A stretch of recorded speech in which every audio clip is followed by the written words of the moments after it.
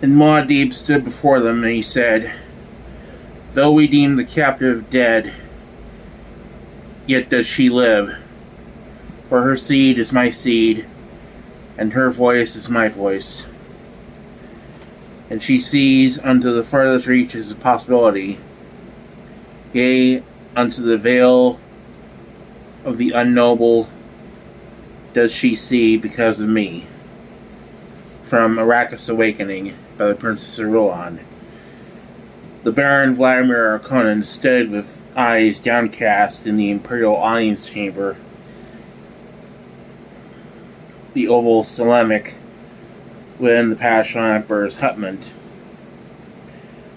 With covert glances, the Baron had studied the metal-walled room and its occupants, the Nokers, the pages, the guards, the troop of House Sarkar drawn up around the walls, standing at ease there beneath the entire captured battle flags that were the room's only decoration. Voices sounded from the right of the chamber, echoing out of a passage. "Make way! Make way for the royal person!" The Pasha Emperor Shaddam IV came out of the passage into the audience chamber, followed by his suite. He stood waiting while his throne was brought, ignoring the Baron, seemingly ignoring every person in the room. The Baron found that he could not ignore the royal person, and studied the Emperor for a sign, a clue to the purpose of this alliance. The Emperor stood poised, waiting, a slim, elegant figure in a gray Sarkar uniform with silver and gold trim. His thin face and cold eyes reminded the Baron of the Duke Leto long dead. There was that same look of the predatory bird. But the Emperor's hair was red, not black, and most of that hair was concealed by a Urseg's Ebon helmet with the imperial crest and gold upon its crown. Pages brought the throne. It was a massive chair carved from a single piece of integral quartz, blue-green translucency shot through with streaks of yellow fire. They placed it on the dais, and the Emperor mounted, seated himself.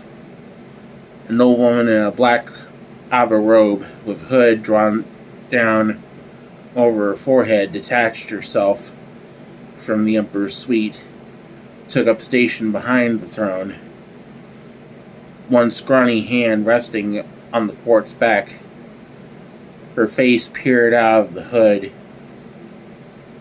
like a witch caricature. Sunken cheeks and eyes, an overlong nose, skin mottled and protruding veins. The Baron still is trembling at the sight of her. The presence of the Reverend Mother Gaias, the Emperor's truthsayer, betrayed the importance of this alliance. The Baron looked away from her, studied the suite for a clue. There were two of the guild agents, one tall and fat, one short and fat, both with bland gray eyes.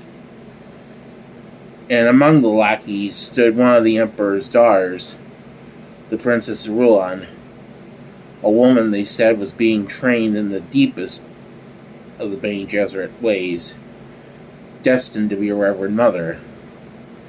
She was tall, blonde, face of chiseled beauty, green eyes that looked past and through him.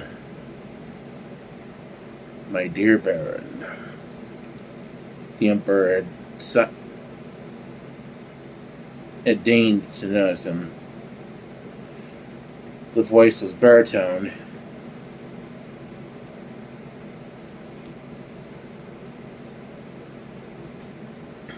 and with exquisite control. It managed to dismiss him while greeting him. The Baron bowed low, advanced to the required position 10 paces from the dais. "I came at your summons, Majesty." "Summons?" The old witch cackled. "Now, Reverend Mother," the Emperor chided, but he smiled at the Baron's discomfiture and said, "First you will tell me when you've sent your minions for Howard." The Baron darted his gaze left and right, reviled himself for coming here without his own guards. Not that they'd be much use against Sarkar. Still, "Well?" the Emperor said. "He has been gone these 5 days, Majesty." The Baron shot a glance at the guild agents, back to the Emperor. "He was to land at a smuggler's base and attempt at infiltrating the camp of the Fremen fanatic, this Muad'Dib." "Incredible," the Emperor said. One of the witch's claw-like hands tapped the Emperor's shoulder. She leaned forward, whispered in his ear. The Emperor nodded, said, "5 days, Baron. Tell me, why aren't you worried about his absence?" "But I am worried, Majesty." The Emperor continued to stare at him, waiting. The Reverend Mother emitted a cackling laugh. "What I mean, Your Majesty," the Baron said, "is that Howard will be dead within another few hours anyway." And he explained about the latent poison and need for an antidote. "How clever of you, Baron," the Emperor said. "And where are your nephews Raban and the young Fade Rotha?" "The storm comes, Majesty. I sent them to inspect our perimeter lest the Fremen attack under cover of the sand." "Perimeter," the Emperor said. The word came out as it puckered his mouth. "The storm won't be much here in the basin, and that Fremen rabble won't attack while I'm here with 5 legions of Sarkar." "Surely not, Majesty," the Baron said. "But error on the side of caution cannot be censored." "Ah," the Baron said. "Censored. Then I'm not to speak of how much time this Arrakis nonsense is taken from me. Not that the Chom Company profits pouring down this rat hole, nor the Chom Company profits pouring down this rat hole, nor the court functions and affairs of state I've had to delay, even cancel, because of this stupid affair."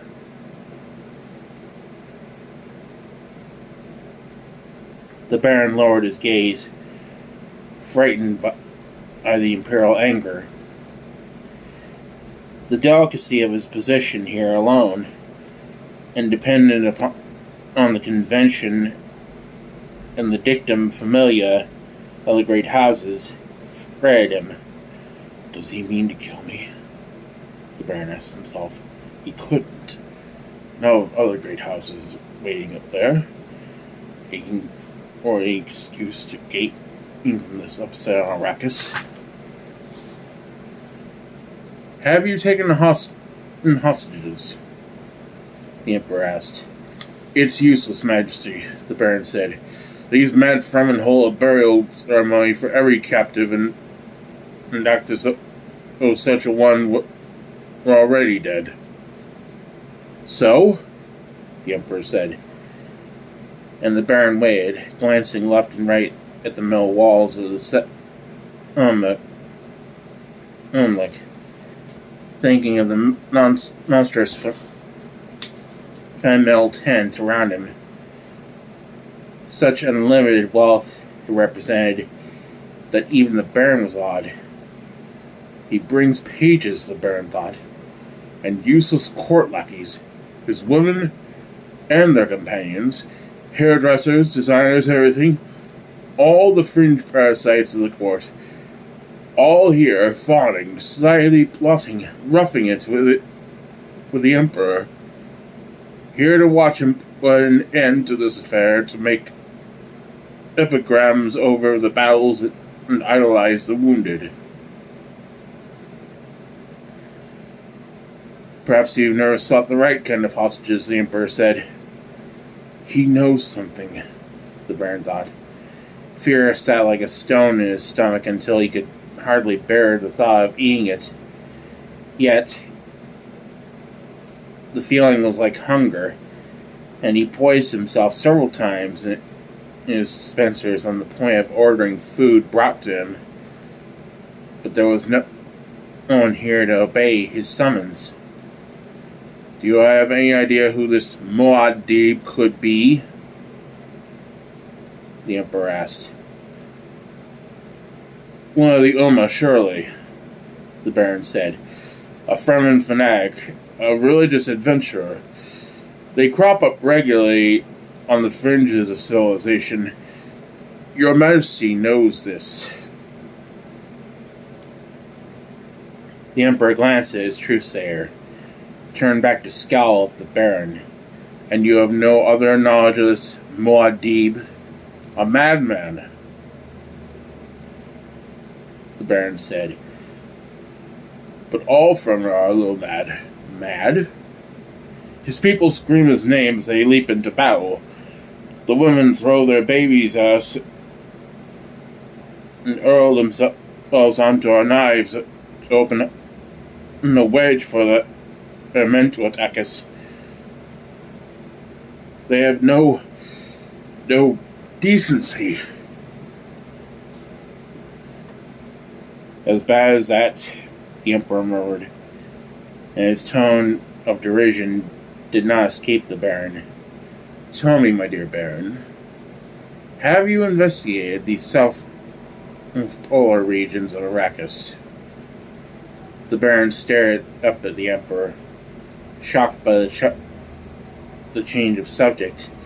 But, well, you know, Your Majesty, the entire region is uninhabitable, open to wind and storm. There is not even any spice in those latitudes. You've had no reports from spice lighters that patches of greenery appear there? There have always been such reports. Some were investigated long ago. A few plants here were seen. Many thopters were lost. Much too costly, Your Majesty. It's a place where men cannot survive for long. So, the Emperor said. He snapped his fingers, and a door opened at his far left to the throne, behind the throne. Through the door came two Sardaukar, herding a girl child who appeared to be about 4 years old. She wore a black abba, the hood thrown back to reveal the attachments of a stillsuit hanging free at her throat. Her eyes were Fremen blue, staring out of a soft, round face. She appeared completely unafraid, and there was a look to her stare that made the Baron feel uneasy for no reason he could explain. Even the old Bene Gesserit truthsayer drew back as the child passed and made a warning sign in her direction. The old witch obviously was shaken by this child's presence.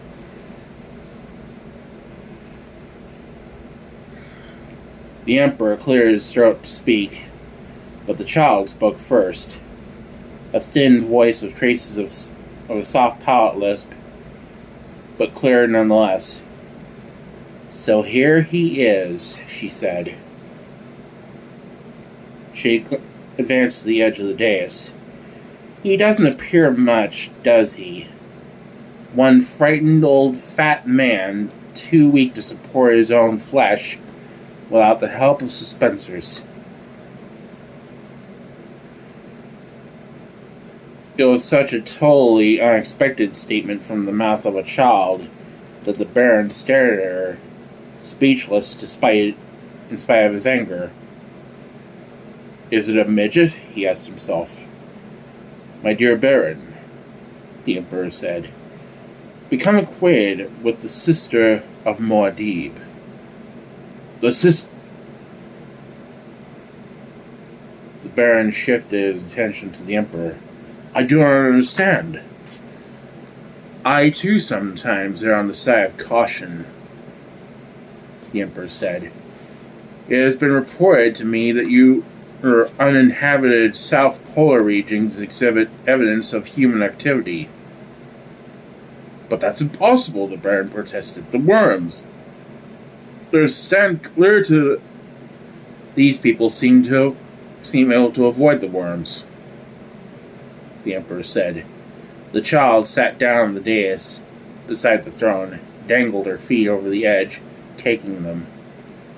There was such an air of sureness in the way she appraised her surroundings. The Baron stared at the kicking feet, the way they moved the black robe, the link of sandals beneath the fabric.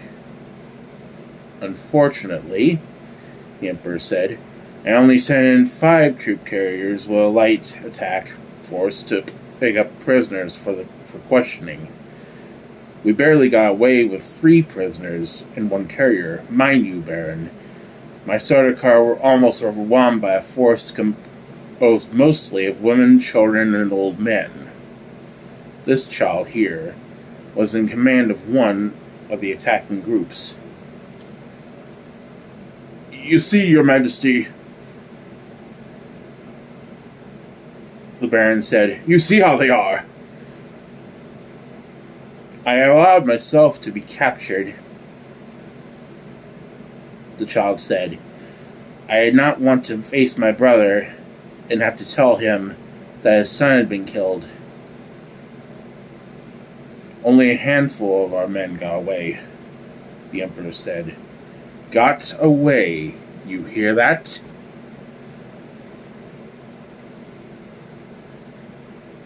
"We'd have had them too." Oh, wrong voice. "We have had them too," the child said, "except for the flames."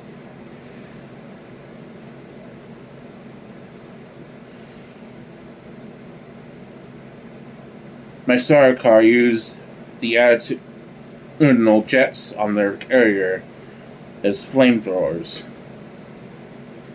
the Emperor said. "A move of desperation, and the only thing that got them away with their 3 prisoners. Mark that, my dear Baron." Sarkar forced to retreat in confusion from women and children and old men. "We must attack in force," the Baron rasped. "We must destroy every last vestige of..." "Silence!" the Emperor roared. He pushed himself forward on his throne. "Do not abuse my intelligence any longer. You stand there in your foolish innocence and..." "Majesty," the old truth-sayer said. He waved her to silence. "You say you don't know about the activity we found, nor the fighting qualities of these superb people?" The Emperor lifted himself half up off his throne. What do you take me for, Baron? The Baron took 2 backward steps, thinking, it was Raban. He has done this to me. Raban is... And this fake dispute with Duke Leto. The Emperor purred, sinking back into his throne. How beautifully you maneuvered it. Majesty, the Baron pleaded. Were you... Silence! The old Bene Gesserit put a hand on the Emperor's shoulder, leaned close to whisper in his ear. The child, seated on the dais, stopped kicking her feet, said, Make him afraid some more, Shaddam. I shouldn't enjoy this, but I find the pleasure impossible to suppress. Quiet, child. The Emperor said. He leaned forward, put a hand on her head, stared at the Baron. Is it possible, Baron? Could you be as simple-minded as my truthsayer suggests? Do you not recognize this child, daughter of your ally, Duke Leto? My father was never his ally, the child said. My father is dead, and this old Harkonnen beast has never seen me before. The Baron was reduced to stupefied glaring. When he found his voice, it was only to a rasp. Who? I am Alia, daughter of Duke Leto and the Lady Jessica, sister of Duke Paul Muad'Dib, the child said. She pushed herself off the dais, dropped to the floor of the audience chamber. My brother has promised to have your head atop his battle standard, and I think he shall. Be hushed, child! The Emperor said, and he sank back into his throne, hand to chin, studying the Baron. I do not take the Emperor's orders, Alia said. She turned, looked up at the old Reverend Mother. She knows.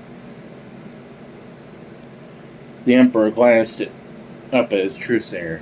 What does she mean? That child is an abomination, the old woman said. Her mother deserves a punishment greater than anything in history. Death! It cannot come too quickly for that child, or for the one who spawned her. The old woman pointed a finger at Alia. Get out of my mind!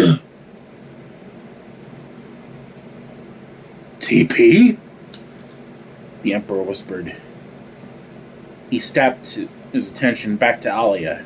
By the Great Mother. You do not understand, Majesty, the old woman said.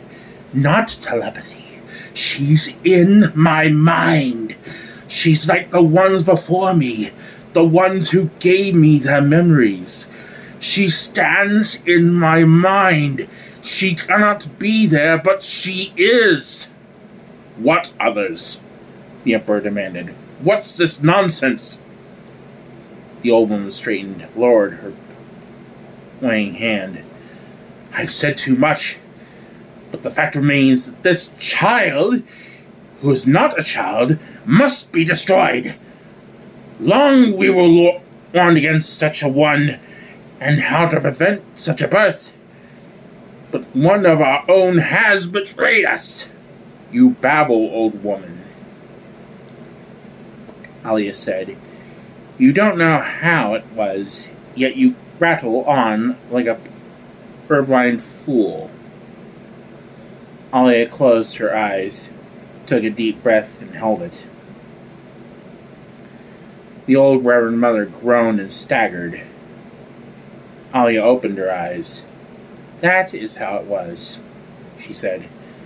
A cosmic accident, and you played your part in it. The Reverend Mother held up both hands, palms pushing the air toward Alia. What is happening here? The Emperor demanded. Child, can you truly project your thoughts into the mind of another? That's not how it is at all, Alia said. Unless I'm born as you. I cannot think as you. Kill her! The old woman muttered, and clutched the back of the throne for support. Kill her! The sunken old eyes glared at Alia. Silence! The Emperor said, and he studied Alia. Child, can you communicate with your brother? My brother knows I'm here, Alia said. Can you tell him to surrender at the price of your life? Alia smiled up at him with clear innocence. I shan't do that, she said. The Baron stumbled forward to stand beside Alia. Majesty, he pleaded, I know nothing of... Interrupt me once more, Baron, the Emperor said, and you'll lose the powers of interruption forever. He kept his attention focused on Alia, studying her through slitted lids. You will not, huh? Can you read in my mind what I'll do if you disobey me? I've already said I can't read minds, she said, but one doesn't need telepathy to read your intentions. The Emperor scowled. Child, your cause is hopeless. I have but to rally my forces and reduce this planet to... It's not that simple, Alia said. She looked at the two guildsmen. Ask them. It is not wise to go against my desires, the Emperor said. You should not deny me the least thing. My brother comes now, Alia said. Even an emperor may tremble before Muad'Dib, for he has the strength of righteousness, and heaven smiles upon him. The Emperor surged to his feet. This play has gone far enough. I will take your brother and this planet and grind them to... The room rumbled and shook around them. There came a sudden cascade of sand behind the throne, where the hutmet was coupled to the Emperor's ship. The abrupt flicker, light or tightening of skin pressure, told of a wide area shield being activated. I told you, my brothers, Alia said. My brother comes. The Emperor stood in front of his throne, right hand pressed to the right ear. The servo receiver, they're chattering its report of the situation. The Baron moved 2 steps behind Alia. Sarkar were leaping to positions at the doors. We will fall back into space and reform, the Emperor said. Baron, my apologies. These madmen are attacking under the cover of the storm. We will show them an Emperor's wrath then. He pointed at Alia. Give her body to the storm. As he spoke, Alia fled backward, fleeing and feigning terror.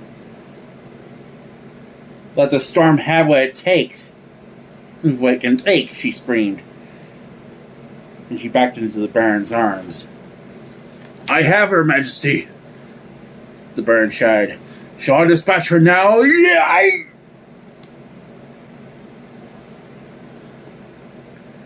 He hurled her to the floor and clutched his left arm. I'm sorry, grandfather, Alia said. You've met the Atreides Gom-Jabbar. She got to her feet, dropped a dark needle on her hand. The Baron fell back. His eyes bulged as he stared at a red splash on his left palm. You! He He rolled sideways in suspensors. A sagging mass of flesh supported inches off the floor, with head lolling and mouth hanging open. "These people are insane," the Emperor snarled. "Quick! Into the ship! We'll purge this planet of every..." Something sparkled to his left. A roll of ball lightning bounced away from the wall there, crackled as it touched the metal floor. The smell of the burns insulation swept through the stomach. "The shield!" One of the Sark officers shouted. "The R's shield is down! They..." His words were drowned in a metallic roaring as the ship wall behind the Emperor trembled and rocked. "They've shot the nose off our ship!" someone yelled.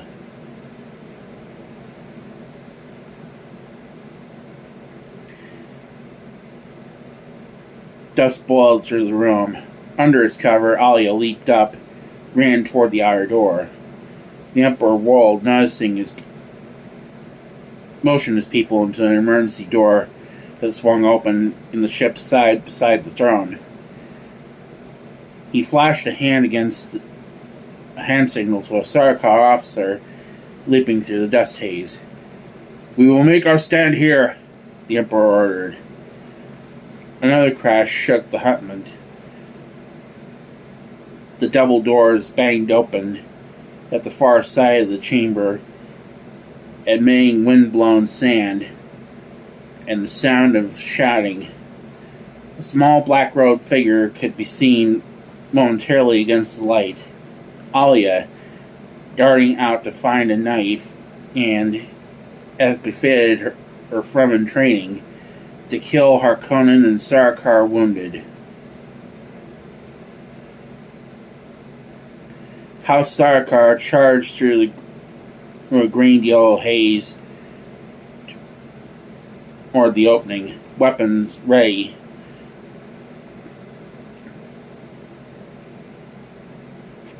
Forming an arc there to protect the Emperor's retreat.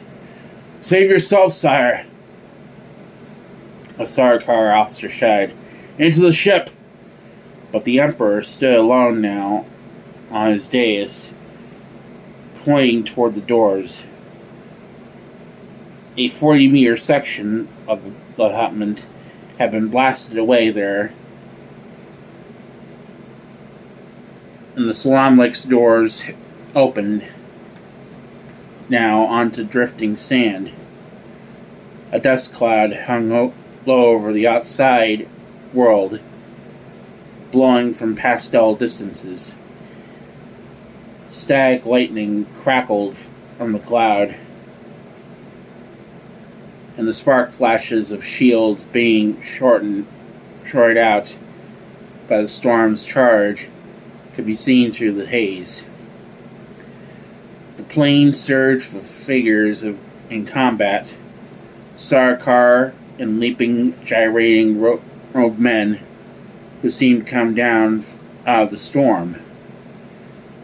All this was as a frame for the target of the Emperor's swaying hand.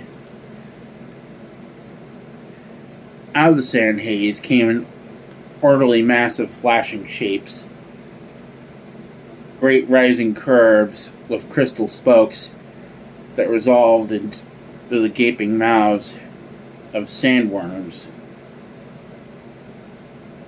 A massive wall of them, each with troops of Fremen riding to the attack. They came in hissing wedge, robes whipping in the wind as they cut through the melee of the plane. On the plane, onward toward the Emperor's hutmet they came, while the House Sarkar stood awed for the first time in their history by an onslaught their minds found difficult to accept. But the figures leaping from the worm backs were men, and the blades flashing in that ominous yellow light were a thing the Sarkar had been trained to face. They threw themselves into combat, and it was man to man on the plain of Arkeen, while a picked Sarkar bodyguard pressed the Emperor back into the ship, sealed the door on him, and prepared to die at the door as part of his shield. In the shock of comparative sounds within the ship, the Emperor stared at the wide-eyed faces of his suite, seeing his oldest daughter with the flush of exertion on her cheeks, the old truthsayer standing like a black shadow with her hood pulled by her face, finding at last the face as he sought the two guildsmen. They wore the guild grey, adorned, and it seemed to fit the calm they maintained despite the high emotions around them. The taller of the two, though, held a hand to his left eye.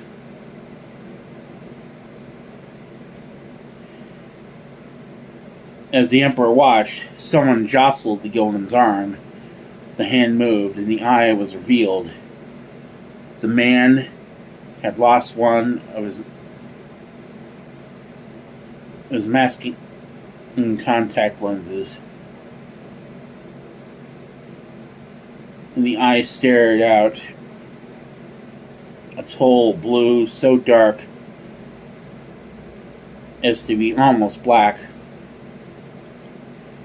The smaller of the pair elbowed his way a step nearer the Emperor,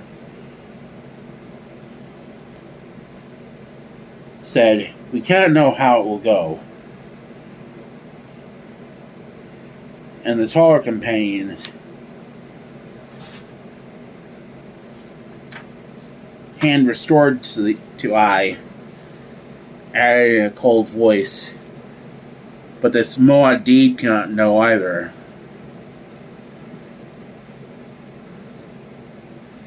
The words shocked the Emperor out of his daze. He checked the scorn on his tongue by a visible effort, because it did not take a guild navigator's single-minded focus on the main chance to see the immediate future on that plane. Were these two so dependent upon their faculty that they had lost the use of their eyes and their reason, he wondered? "Reverend Mother," he said, "we must devise a plan." She pulled the hood from her face, met his gaze with an unblinking stare. The look that passed between them carried complete understanding. They had one weapon left,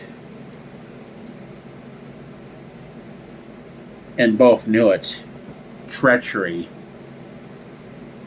"Summon Count Fenring from his quarters," the Reverend Mother said. The Pashaw Emperor nodded, waited for one of his aides to obey that command.